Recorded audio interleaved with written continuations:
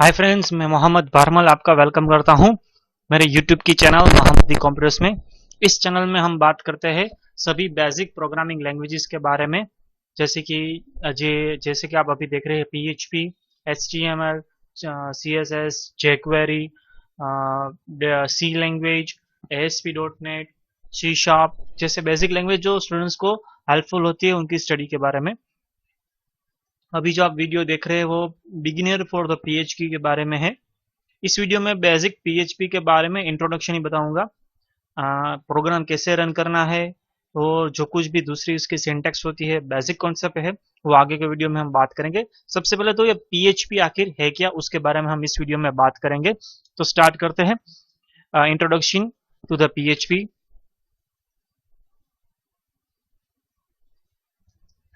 सबसे पहले तो वेबसाइट क्या है। वेबसाइट जो कुछ भी होती है या फिर इंडिविजुअल वेब पेज होते हैं वो टू टाइप्स के होते हैं। फर्स्ट टाइप स्टैटिक टाइप होती है और दूसरी टाइप जो होती है डायनामिक। वेब पेज भी आप डायनामिक बोल सकते हैं, वेबसाइट भी आप डायनामिक बोल सकते हैं, वेब पेज स्टैटिक भी बोल सकते हैं, वेब पेज डायनामिक भी बोल सकते हैं। दोनों में बेसिक डिफरेंस क्या होता है? जो HTML आप जब भी यूज करते हैं और उसमें जो कुछ भी वेब पेज आप इस्तेमाल करके बनाते हैं HTML का, हाइपरटेक्स्ट मार्कअप लैंग्वेज का, तो उसका जो कुछ भी आउटपुट होता है after any number of execution, एक बार रन किया, दो बार रन किया, तीन बार रन किया, जितनी भी बार आप उसे एग्जीक्यूट करते हैं, the output will be the same. उसका आउटपुट चेंज नहीं होगा। जैसे कि आपने उसमें फोन टैग का इस्तेमाल किया, बोल्ड टैग का इस्तेमाल किया, इटैलिक टैग का इस्तेमाल किया, स्मॉल है, बिग है, स्ट्राइक है, कुछ भी आपने टैग का इस्तेमाल करके एक अच्छा सा एक आपने इंफॉर्मेशन प्रोवाइड की है। आपने फर्स्ट टाइम उसे डॉट HTML करके सेव कर दिया, ब्राउजर में जाके उसे ओपन किया, रन किया, दूसरी बार कीजिए, तीन बार कीजिए, एक हफ्ते के बाद कीजिए, एक महीने के बाद कीजिए या फिर एक साल के बाद कीजिए, उसमें आउटपुट में कुछ चेंज ही नहीं होगा। उसे हम स्टैटिक वेब पेज या फिर स्टैटिक वेबसाइट कहते हैं। अब उल्टा देखिए कि आज की रिक्वायरमेंट के हिसाब से कोई भी यूजर को सेम आउटपुट पसंद नहीं आता है, हर बार उन्हें कुछ नया चाहिए। तो उस रिक्वायरमेंट को फुलफिल करने के लिए डायनामिक का कॉन्सेप्ट आया। डायनामिक वेबसाइट में क्या होता है, उसका जो कुछ भी कोड होता है इस प्रकार से किया जाता है, एक ही बार किया जाता है कि जितने भी बार यूजर वेबसाइट को ओपन करे या फिर वेब पेज को ओपन करे तो उसका आउटपुट है हर बार अगर जरूरत है तो नया आउटपुट उसे मिलना चाहिए। अगर जरूरत है तो जरूरी नहीं है कि हर बार यूजर को नया ही नया मिलना चाहिए। मान लीजिए कि न्यूज की वेबसाइट है, तो न्यूज की जो कुछ भी वेबसाइट होती है तो क्या कोई भी एक आदमी या फिर कोई एक डेवलपर पूरे दिन न्यूज ही टाइप करता है, पेज को फॉर्मेट करता है? नहीं। जो वेबसाइट फर्स्ट टाइम वो लोग बनाते हैं उसमें कुछ ऐसा कोड उन लोगों ने किया होता है, उसमें सिर्फ टाइटल देने का, इमेजेस प्रोवाइड करने की और टेक्स्ट इंफॉर्मेशन जो कुछ भी न्यूज आखिर क्या है वो प्रोवाइड करने का। जो फॉर्मेटिंग होता है वो अपने आप हो जाता है, जो क्लाइंट हम एक्चुअली हम देखते हैं। वेब स्कोर की देख लीजिए, स्कोर अपने आप रिफ्रेश होता है, कभी हमने F5 करके स्कोर को रिफ्रेश नहीं किया है। कुछ पुरानी वेबसाइट अगर आप इस्तेमाल कर रहे हैं तो वो बात अलग है, लेकिन जो ESPN की आती है, क्रिकबस आती है, याहू की आती है, गूगल जो को स्कोर प्रोवाइड करता है, तो हमने कभी उसमें रिफ्रेश नहीं किया है। तो वो होता है डायनामिक वेब पेज और वेबसाइट। बिना कोडिंग में कुछ भी चेंज किए अगर हम आउटपुट में कुछ नया देख सकते हैं तो वो डायनामिक कहलाता है। एक बार हमने बोल्ड टेक लिख दिया तो वो बोल्ड टेक अगली बार इटैलिक टेक नहीं हो जाएगा अपने आप। एक बार हमने कलर रेड कर दिया स्टैटिक में तो वो दूसरी बार ग्रीन अपने आप नहीं हो जाएगा।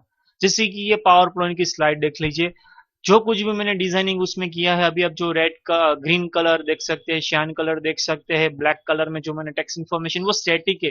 जितनी भी बार आप F5 करके स्लाइड शो को स्टार्ट कीजिए करेंगे वो वही कलर रहेगा, वही लोकेशन रहेगी, वही बैकग्राउंड कलर रहेगा, उसमें कुछ भी चेंज नहीं होगा। तो ये होगी स्टैटिक। अगर अपने आप एनिमेशन अगर आप इसमें दे रहे हैं और एनिमेशन में आप पर्टिकुलर रैंडम सिलेक्ट करते हैं, रैंडम एनिमेशन का आपने ऑप्शन शायद देखा होगा कई बार। रैंडम का मतलब क्या होगा, फर्स्ट टाइम फेड इन होता है, दूसरी बार शायद आप रन कीजिए उसमें फेड आउट हो जाता है, तीसरी बार रन कीजिए तो शायद स्क्वायर ब्लॉक्स हो जाता है, तो वो हो गया डायनामिक। कुछ इस प्रकार से वेबसाइट स्टैटिक और डायनामिक कहलाती है। आगे हम बात करें तो जो कुछ भी स्टैटिक और डायनामिक वेबसाइट के बाद उसमें जो कुछ भी लैंग्वेजेस इस्तेमाल की जाती है कोडिंग के लिए, जैसे कि एक का नाम मैंने बोला हाइपरटेक्स्ट मार्कअप लैंग्वेज, जिसे HTML कहा जाता है। उसमें जो कुछ भी लैंग्वेज इस्तेमाल की जाती है वो बेसिकली टू टाइप्स की होती है। First one is the client side और दूसरी है सर्वर साइड। दोनों में बेसिक डिफरेंस क्या है, क्लाइंट साइड लैंग्वेज जो कुछ भी है वो क्लाइंट पीसी में एग्जीक्यूट होती है, सर्वर साइड है वो सर्वर में एग्जीक्यूट होती है। मतलब क्या, मतलब ये कि मान लीजिए आपने वेब पेज स्टैटिक बनाया है या डायनामिक बनाया है, वो लिस्ट कंसर्न है, वो इंपॉर्टेंट नहीं है, लेकिन उस पेज में आपने मल्टीपल लैंग्वेजेस का शायद अगर कॉम्बिनेशन यूज किया, मल्टीपल लैंग्वेजेस आपने साथ में इस्तेमाल किए, जैसे कि अभी आप PHP आप पढ़ रहे हैं तो PHP का थोड़ा बहुत बेसिक कोड आपने देखा हुआ है, साथ में बटोबेस है, विदाउट HTML आप कोई साइट क्रिएट ही नहीं कर सकते, HTML का कोड किया हुआ है। जब वो आप पेज एग्जीक्यूट करवाते हैं तो जो HTML का कोड होता है वो पहले हमारे पीसी में पूरा डाउनलोड होता है, HTML का, CSS का और जावास्क्रिप्ट का, वो हमारे पीसी में पहले ट्रांसफर होता है टू द ब्राउजर। जो हम ब्राउजर यूज करते हैं, Google Chrome, Mozilla Firefox, opera, safari, या फिर मोबाइल में आप इस्तेमाल करते हैं तो UC ब्राउजर, कोई भी ले लीजिए, वो पूरे का पूरा कोड पहले हमारे ब्राउजर में डाउनलोड होगा और ब्राउजर वो हमारा क्लाइंट लैंग्वेजेस का कोड जो कुछ भी होगा उसे एग्जीक्यूट करेगा, इंटरप्रेट करेगा। ब्राउजर इंटरप्रेट करता है, कंपाइल नहीं करता है। और कंपाइलर और इंटरप्रेटर दो वर्ड है तो थोड़ा मैं शॉर्ट में इसे एक्सप्लेन कर देता हूँ। सी लैंग्वेज का आपने नाम तो सुना ही होगा, सी लैंग्वेज PHP पर रहे तो बटोबेस आपने सी का नाम सुना ही होगा, प्रोग्रामिंग इन सी जो सब्जेक्ट आता है बेसिक में। कंट्रोल F9 हम प्रेस करते हैं, जितनी भी एरर्स होती है टर्बो सी में वो एक ही साथ दिखाई दी जाती है। वो मतलब कि वो कंपाइलर है। कंपाइलर क्या करता है, पूरे का पूरा कोड लिख लीजिए, वो पूरे के पूरा कोड चेक करेगा, जितने भी सिंटेक्स मिस्टेक है वो एक ही साथ में दिखा देगा, वो है कंपाइलर। इंटरप्रेटर में क्या होता है, first line execute, second line execute, third line execute, error है, रुक जाओ भैया, आगे हम नहीं बढ़ेंगे। जब तक यूजर उस एरर को सोल्व नहीं करेगा वो आगे कुछ एग्जीक्यूट नहीं करेगा। जैसे कि जावास्क्रिप्ट, जावास्क्रिप्ट में अगर बीच में कहीं आपने गलती कर दी है तो वो जो कुछ भी एरर है वो पर्टिकुलर एक एरर ही वो दिखाएगा, उसके नीचे की जो कुछ भी कोडिंग है उसे अगर आपने गलती कुछ की है तो वो एरर दिखाएगा नहीं, जब तक आप वो एरर सोल्व नहीं करेंगे तब तक। ये इंटरप्रेटर और कंपाइलर की बात की है। सॉरी, वापिस हम हमारे पॉइंट पे आ जाते हैं, क्लाइंट साइड और सर्वर साइड प्रोग्रामिंग लैंग्वेजेस के बारे में। क्लाइंट का जो कुछ भी कोड हमने वेब पेज में ऐड किया हुआ है वो हमारे पीसी में पहले ब्राउजर में ट्रांसफर होगा। जो हमारी वेबसाइट वेब सर्वर है वो with the help of required जो कुछ भी प्रोटोकॉल हो गए, जैसे कि HTTP प्रोटोकॉल और जो कुछ भी आपने एक्स्ट्रा कोड किया है उस डिपेंडेंट उसके जो कुछ भी प्रोटोकॉल इस्तेमाल किए जाते हैं उस मुताबिक वो कोड को पहले ट्रांसफर करेगा और ब्राउजर उसे एग्जीक्यूट करेगा और हमें आउटपुट स्क्रीन पे वो दिखाई दिया जाएगा। सर्वर साइड में क्या होता है, सर्वर साइड का जो कुछ भी कोड होता है वो 100% सर्वर में ही एग्जीक्यूट होता है। तो सर्वर में एग्जीक्यूट है तो हमें तो आउटपुट दिखाई भी दिया जाता है, नहीं ऐसा नहीं है।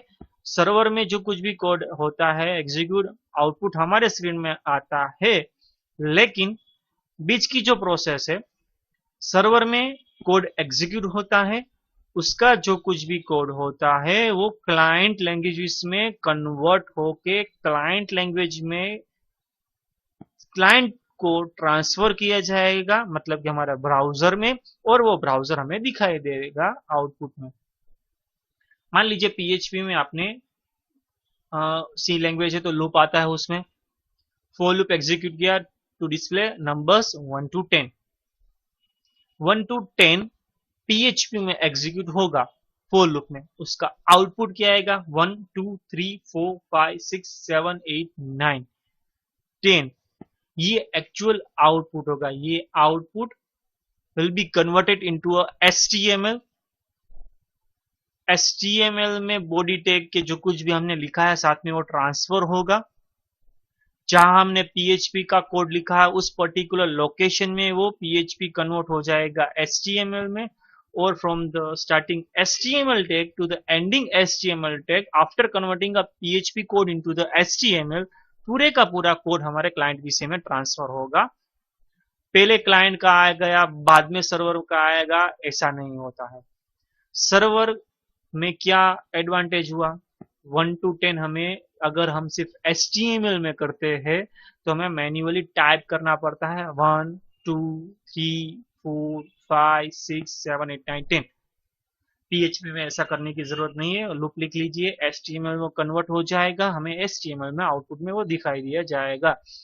ब्राउजर में जो कुछ भी होगा फाइनली डिपेंडेंट होगा।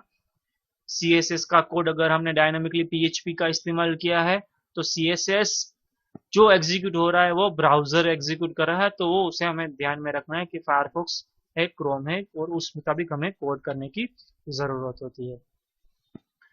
अदर देन PHP की हम बात करें तो बहुत सारी सर्वर साइड लैंग्वेजेस आती है, जैसे कि एक आती है ASP.NET जो माइक्रोसॉफ्ट की डिजाइन की हुई है, जो सिर्फ माइक्रोसॉफ्ट प्लेटफॉर्म पे ही इस्तेमाल की जाती है। अगर आप माइक्रोसॉफ्ट में वेबसाइट बना रहे हैं, ASP.NET में वेबसाइट बना रहे हैं, तो जो वेब सर्वर होगा, मतलब कि जिसमें हम हमारी वेबसाइट को स्टोर करेंगे इंटरनेट में लाइव करने के लिए, जो हमारा होस्टिंग सर्वर होगा वो भी विंडोज बेस्ड होना जरूरी है। बाद में PHP तो हम